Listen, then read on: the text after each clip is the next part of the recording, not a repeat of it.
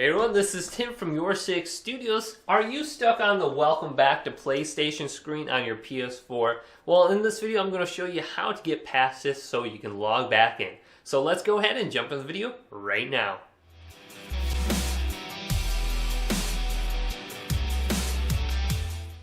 So I've been seeing some comments where people are actually getting stuck on the welcome back to PlayStation screen and they can't log into their PlayStation 4, and they're asking me for some ways for them to actually be able to fix this and log back in. Well, there's one thing that you can try is holding down the PlayStation power button like this. Hold it down for at least 10 to 15 seconds. You'll hear one beep initially, then you'll hear another beep.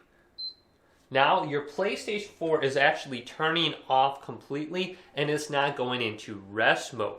So when our PlayStation 4 is turned off completely, we're going to unplug it from the back of the PlayStation.